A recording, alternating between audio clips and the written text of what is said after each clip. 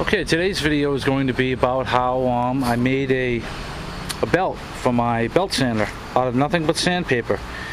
It's pretty simple. You know, I went through a lot of forums, a lot of reading. This is a Harbor Freight belt sander, and while it is good quality, there's a few things I noticed about it. The set screw, when I got it, that holds this bottom wheel on, was loose, so this wanted to work its way off. Double check that if you pick it up. You've got your adjustment screw here, and on the other side there, that's where you loosen and tighten, which allows your wheel to come forward and back to tighten to the belt correctly. This right here is a belt left and righter that centers it on the belt. Once you get this set, once you get that set, then you use this to adjust the left to right on the belt. Anyway, this is regular wet dry automotive grade 1000 grit sandpaper. I bought it in a 4-pack from Advanced Auto Parts, and what I did is, I'll show you right here how I cut it. Pretty simple to do.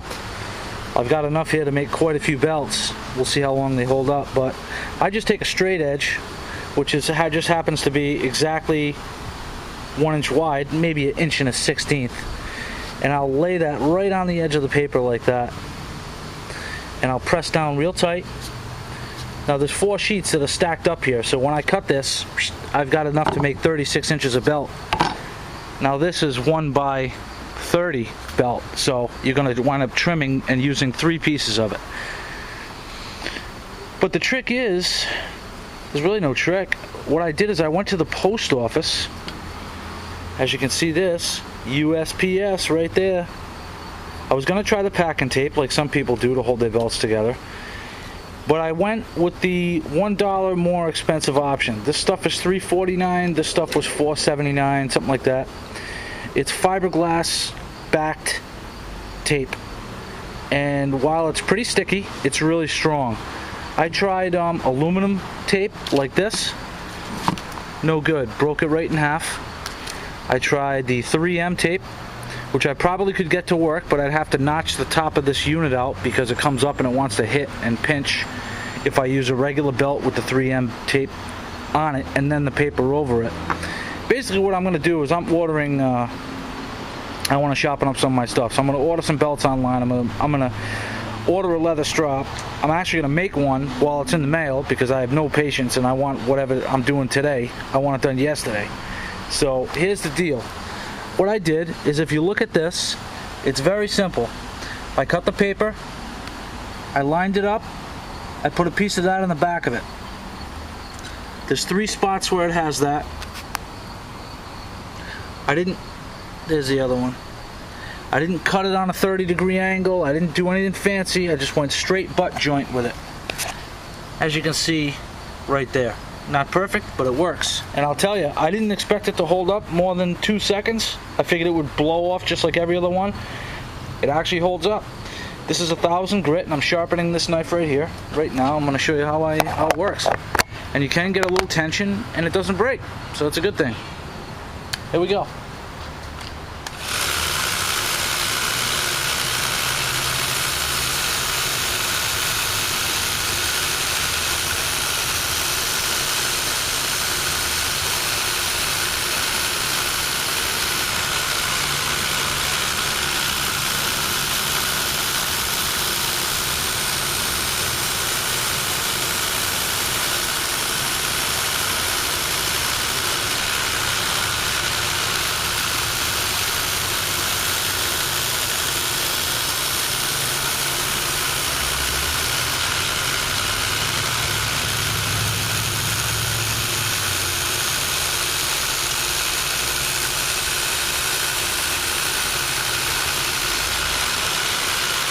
Oh yeah. Oh yeah, that's 1000 grit. Do a little paper cut test, see if it cuts it. More tearing it, but I'm going to try to cut some little slivers.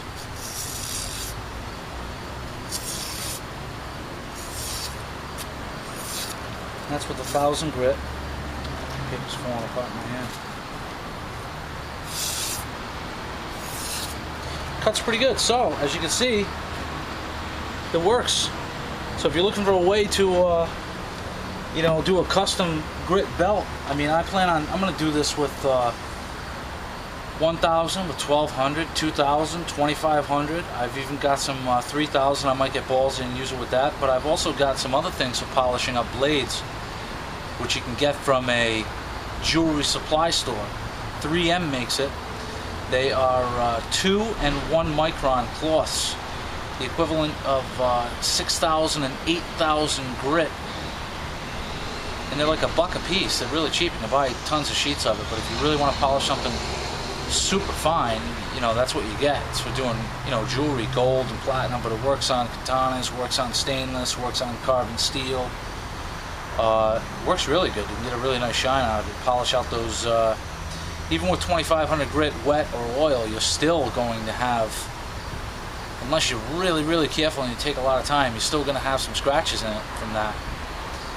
So, you know, 6,000, 8,000 is a good way to bring it up above that too.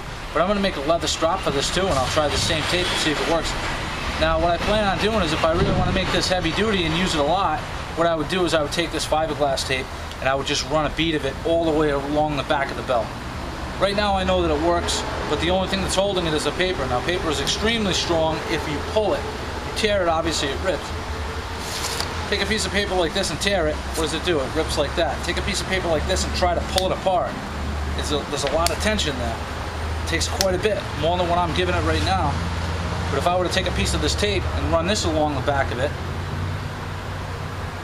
cover the entire inside diameter of it, and then trim that nice, now we're talking about a homemade belt. I can make whatever I want. So that's a little tip for the Harbor Freight if you do a lot of knife sharpening or samurai sword, katana stuff that you can try, and hopefully it'll help you and point you in the right direction as to what kind of tape you use. Post office, fiberglass backed tape, and here's the sticker right here. It was actually $4.29. There's the sticker right there. It is strapping tape, heavy duty use, extra strength fiberglass filament. This roll is 1.88 inches wide by 360 inches long, which is equivalent of 10 yards. So that gives you quite a bit to do, and if I can get away with doing this like that, I'm saving myself a lot of money and not have to wait for shipping.